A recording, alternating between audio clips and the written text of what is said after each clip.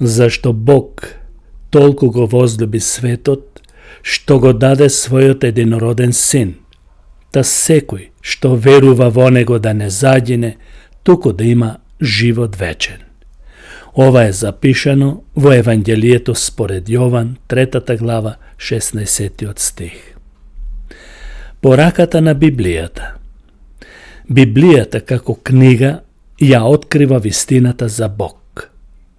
Сите тврдења, сите укажувања, заповеди во Библијата се вистините.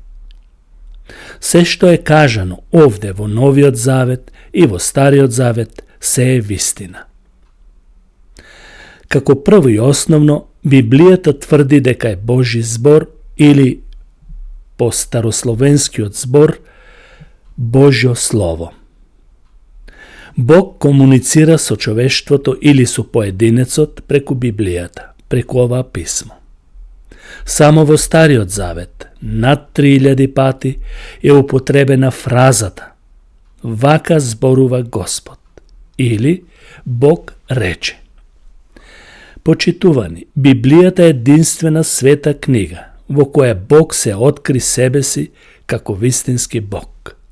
Сите останати книги кои се прогласени за свети не се свети, освен Библијата. Зошто? Затоа што во Библијата зборува Бог, тоа значи светиот Бог. Или сето писмо, целата Библија е инспирација на Светиот Дух, што значи Светиот Дух е свет и Библијата е света. И затоа не постои друга книга со божествена вистина освен оваа книга наречена Библија. Сите други така наречени свети книги се само човечка творба, без божествен авторитет. Како второ и основно, Библијата дава одговор на најсуштествените прашања во животот. Да, најважните прашања. Ни сите векови во историјата, луѓето секогаш се свртувале кон Библијата за основните прашања на животот. Знаете ли колку сведоштва има на луѓе кои што се обратиле кон Бог, кога почнале да ја читаат Библијата и си го средиле животот? Библијата, како книга, ги поставува прашањата од каде сме и дава одговор дека ние сме по потекло од Бог. Зошто постоиме? Што ќе се случи со нас кога ќе умреме? Сите одговори ги наоѓаме во оваа писмо. Писмото објаснува дека Бог како личност го создал светот совршен во секој поглед. Меѓутоа, во него влезе гревот и го расипа, така да речем го расипа, Божиот совршен план, за да дојде смрт. Но, таа го открива и Божиот план за спасение. Во Библијата, исклучиво во Библијата, ќе најдете како човек да се спаси од своите гревови и од вечната смрт. Тие се најдлабоки прашања што му се важни на човештвото. Не може ниту една психологија да помогне на душата на човекот, бидејќи душата е создадена од Бог и тој знае како да ја помогне кога има проблем. Како трето, Библијата како книга ја открива Божјата природа, Божите атрибути. Таа го открива карактерот на Бог, каков е Бог. Таа не се занимава со прашањето од каде постои Бог, кој го создал Бог, туку веднаш укажува и зборува каков е Бог. Ако сакате да знаете каков е Бог, треба да ја прелистате Библијата. Поинаку нема да знаете ништо. Бог е создател на целата вселена, на човештвото и на сиот животински и растителен свет. Се што ве обкружува, планини, реки, полиња, се што гледаме, тоа е создание Божјо. Библијата открива дека тој, како таков, го создал сето создание од љубов. и дека самиот Бог е љубов. Тој е праведен Бог, свет, сегде присутен, вечен, сезнаечки и што уште не карактеристики. Бог нема ни почеток, нема ни крај. Мојата логика ова не може да го свати, а сум сигурен дека и твојата, бидејќи ние сме привремени созданија, но само Бог, така како што ни се откри во Библијата, можеме да го земеме со вера и да веруваме дека е така. Самиот Бог е вечен Бог, тој е несоздаден. Например, некои прашуваат кој го создаде Бог? Бог не е создаден и Библијата, како што реков, не се занимава со овие прашања. Туку, таа му предочува на човекот за неговото постоење и дејствување, без да му објаснува како настанал Бог. Бог се откри како вечен Бог и толку.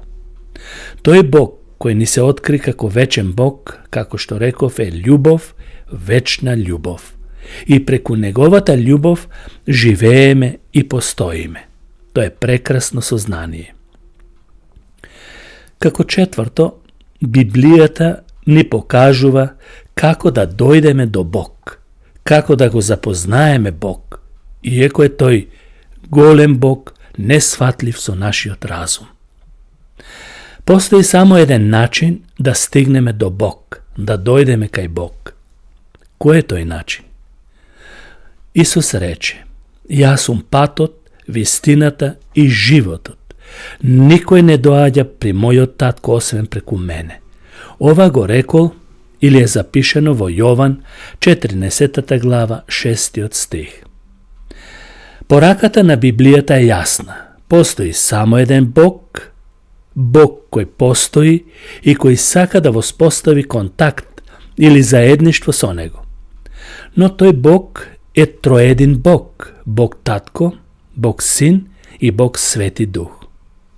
За да го запознаеме тој троедин Бог, тоа може да се случи само преку Исус Христос.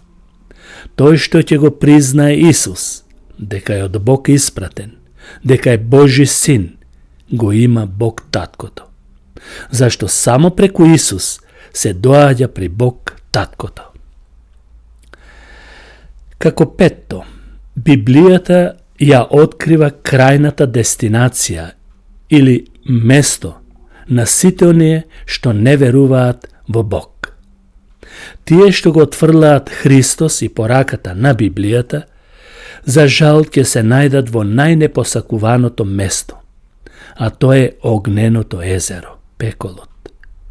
Тоа не е некоја црковна измислица за заплашување заради авторитет и власт над луѓето, туку тоа е реално место на маќи.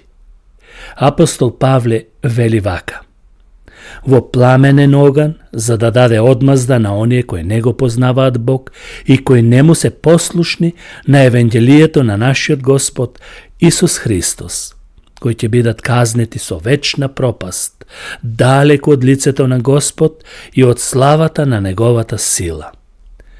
Ова е запишено во второто писмо до Солуњаните, на македонските цркви во тоа време, во првата глава 8 и 9 стих. Потоа Павле во Филипјаните 2 глава вели дека секое колено и секој јазик ќе се поклони пред него за слава на Бог Таткото. Со еден збор Библијата открива дека по смртта постои суд за сите оние што ќе го отфрлаат или што ќе ја отфрлат низината порака.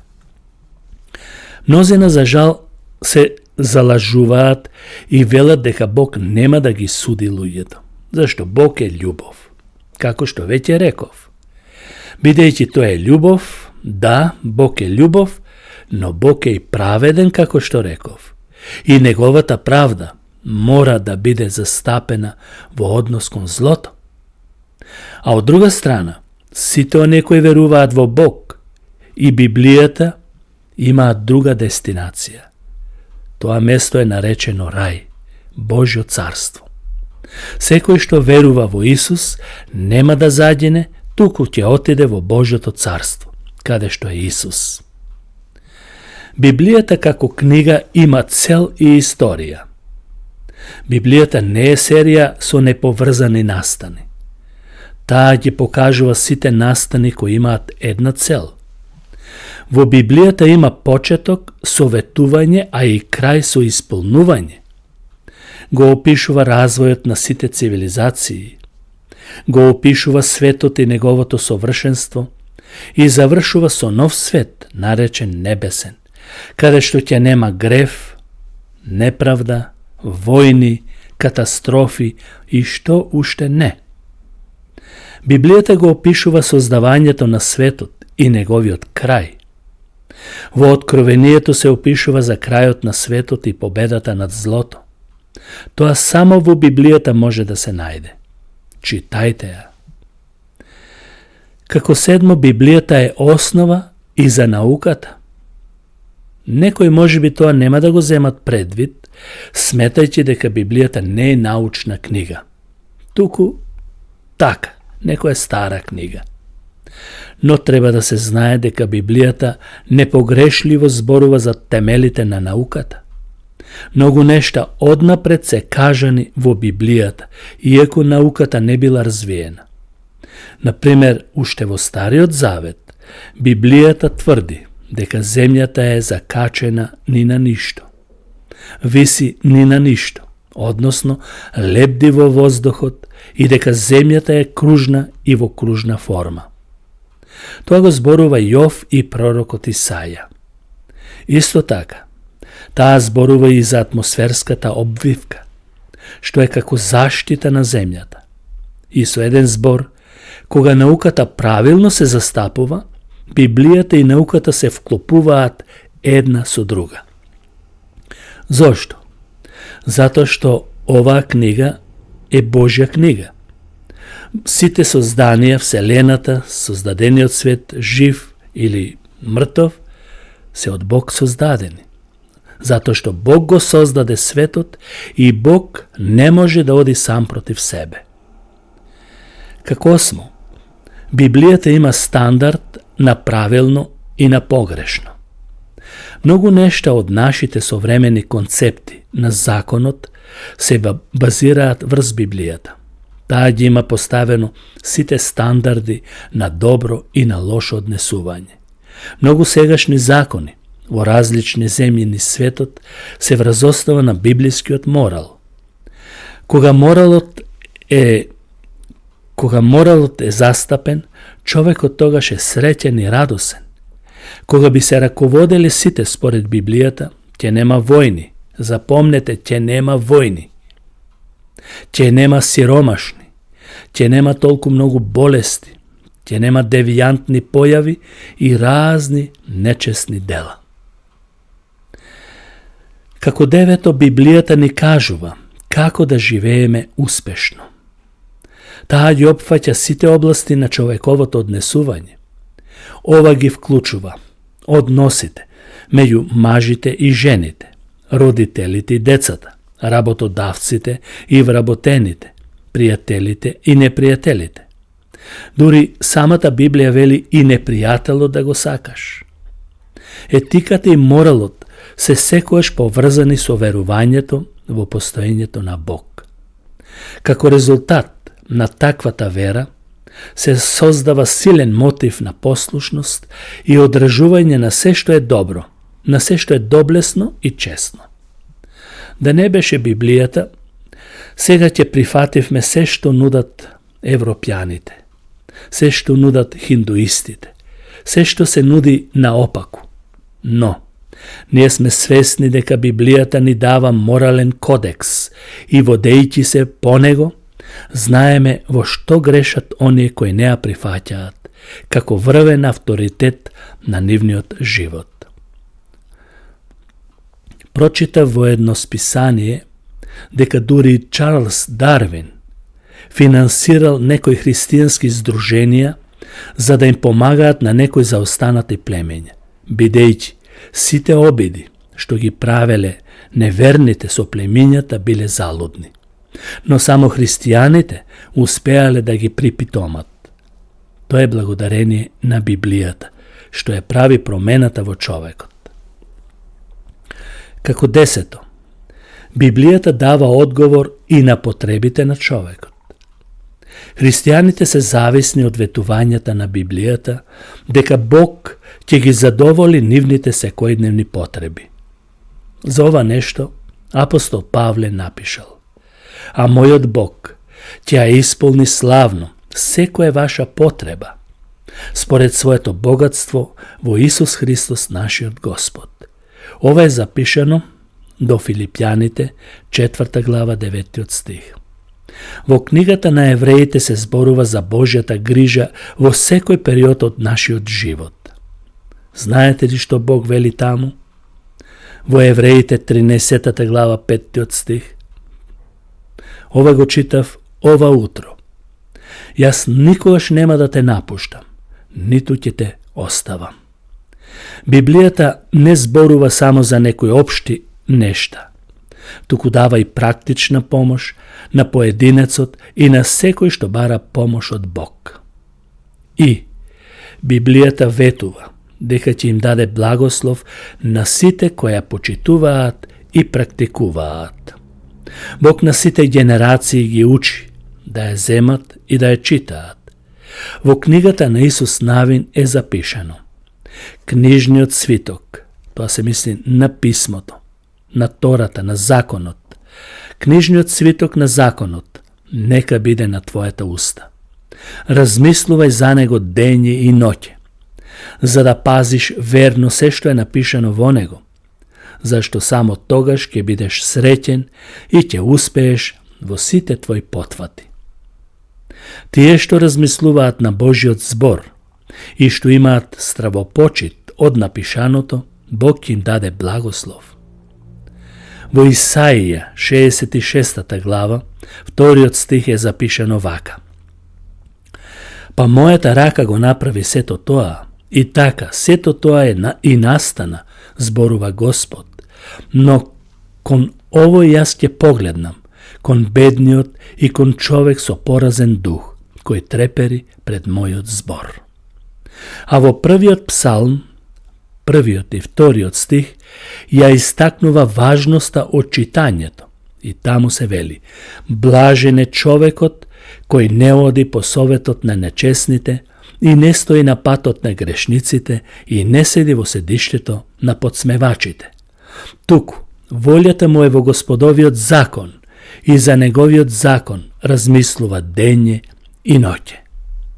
Забележете кој човек е блажен, оној што обрнува внимание на Божите зборови, а зборот блажен значи благословен, среќен и задоволен човек. 12. Библијата е напишана со цел да создаде вера во Бог, вера во Божиот Син Исус Христос и во тоа име секој, ама баш секој, да добие вечен живот. Не гледајќи Бог на времињата на незнаењето на народите, сега редом на сите им заповеда да се покајат од своите гревови. И секој што ќе дојде кај Исус нема да биде отфрлен. Еве што вели апостол Јован.